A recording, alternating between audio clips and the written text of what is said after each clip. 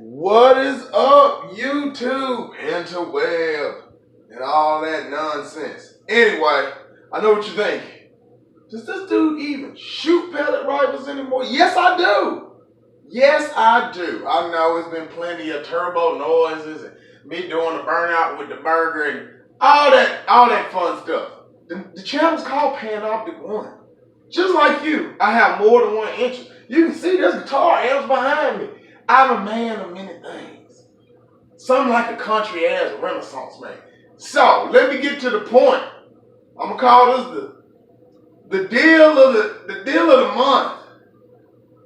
It's this Outback maxxim. What does that mean? I don't know. I bought this because what is it, F3, F4? Check my old video. I camoed the gun and I gave it to my dad. He got a ground squirrel issue. A serious ground squirrel issue and a retaining wall. So I gave him that so he could combat that issue. And I said, I'm going to get me another 17.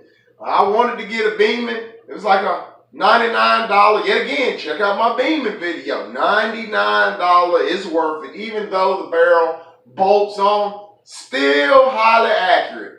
That very same gun in one of my videos, me and my friend hit a 10-inch target with easy regularity at 85 yards. And I'm serious, easy regularity. Most of it to do with this Tasco scope. Now, it used to be a buck reticle, still called a buck reticle, but now instead of telling you the ballistics, the 223s and 308s, it is marketed as a muzzle loading scope. Same scope, they just say for muzzle loader on the package. It has mil dots, it's adjustable, so it's much better than a stock scope. I'm not gonna go get you a stock scope. If you bought any pellet rifle break action, you know what their scopes are like. They're not impressive. So I got this because the field of view is better and it has mil dots to give me some reference to hitting something far away. I'm gonna be real with you. I love it. Literally bolted the scope on and could hit a 10-inch splatter target at I'm gonna say 25 yards. It was on the target. Now I haven't even broke this thing in. I probably shot 20 pellets. As you know, a lot of you know, there's a lot of grease in there. A lot of grease. There'll be dieseling, smoke, bless you Bella, and all kinds of stuff like that. After you get around 100, 200 pellets through it, the power level evens out and your accuracy starts to come up. But even though I haven't reached pinpoint accuracy, I'm already impressed. It's so quiet. If you shoot a silent cap through this, you're not going to hear anything because that's a heavy pellet going at a slower rate. But even with the fast rate moving pellet, it's quiet, man. Quiet and light. It's the lightest one I've had thus far. But that's not even the important part. The trigger's much better. There's a whole lot this has going for it. It says it has a shock absorbing dovetail, which I'm not sure if it does that or not. I know that brake barrels, springers, and gas pistons are hard on scopes, but I've literally had one of these scopes before on a pellet rifle, and it's still on my friend's pellet rifle to today, and it's made it over a year and through at least 1,000 pellets. So I'm gonna call that a win. It will survive a muzzle loader. It will survive this pellet rifle. So if you go to Walmart, it's like $44. $44 for this Tasco scope. Now I don't have the caps that screw on it because I'm still working it out. Like I said, I haven't shot 100 pellets. But this gun is so light. Now here's the fun part about this gun. Here's the fun part about it. I want y'all to read this price, if you can even see it. I doubt it'll focus, but I'll tell you. Outback maxxim in 17, $89. $89 was $188. Clearance sale. Now, I don't know if your store's having a clearance, but I'm going to tell you a little bit that's going on in the break action world. They have come up with this repeating break action that holds a 10-round magazine right here.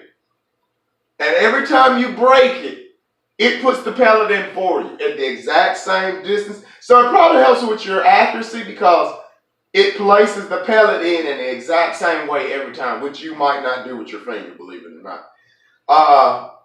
That's the new model. And that new model cost about $200. $200.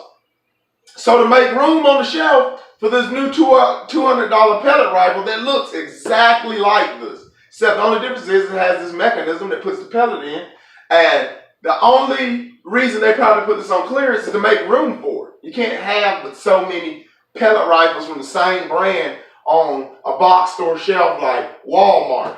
So my point is, if you have a Wal-Mart, you need to go check it out and look for the Outback Maxxim. $89 from $188. You do the math. I'm not going to count for you. You do the math. So I'm going to say, other than the beaming, this is the deal. This is the deal. You can't get much better than this. Soft little cheek pad. It has a rubber buttstock. I don't know why. It's not like it's a 300 Win Man. And the little pieces come out. See the little insert? So there's little inserts that come out. As you can see. Let me put that back in. So that's my deal of the day or the month, maybe even the year. My point being, the pellet rifle shooting is not over. Don't be confused because I put car things up. I got more car things. Oh, I'm about to show y'all this big intercooler I bought. And then, well, I will show it to you after I get to sawzalling and grinding and Dremel tooling to make sure it fits in. I'm going to make a new radiator bracket for my bulb up. I'm going to put that big old intercooler in. The intercooler is 31 by 12 by 3 inches thick. Woo! That's so much better than the stock one. So much better. But I got to get 90-degree couplers before I do that. So I'll probably be doing that in a week or two. And who knows how long it'll take the video. I got a new job. I work second shift. So I'm kind of busy. But my suggestion to you is, if you have a Wal-Mart and you're trying to get into pellet rifles, go look for the Outback Maxxim. For a 17, I want to have a 17 or 22, and I'm going to get a 25. I just haven't got around to it, and you'll see when I get to 25. But for the price, you can't beat it. It says 1,300 feet per second. Who knows? But I like silent cats. You know, our guns in America are so powerful. You put those little destroyer pellets in a flat pellet, 20 yards, it might do fine. 30, 40 yards, and it'll start speed wobbling and wiggling and doing all kind of crazy shit. I honestly prefer shooting penetrators at most things because they don't have a pressed-in skirt that encourages slowing down of the pellet. It's shaped more like a bullet, so it carries its speed and power down range. Those are my favorite. I just hate that the 22 ones are red and you can see them on the ground after you shot them. But the 17s are kind of this golden color and they don't stick out as much. But yeah, I'll be getting back. I'm going to shoot this at 100 yards too. 85, then 100 just to see how it goes. But super quiet. Super quiet. I can't explain to you how quiet it is, and if I recorded me shooting, you still wouldn't know. You've ever heard someone's system on YouTube? It never comes out right. It takes a special microphone to relate certain sounds, you know, to you guys and sound similar to what you hear at your ear. If I shot this, it would sound probably quieter than it really is.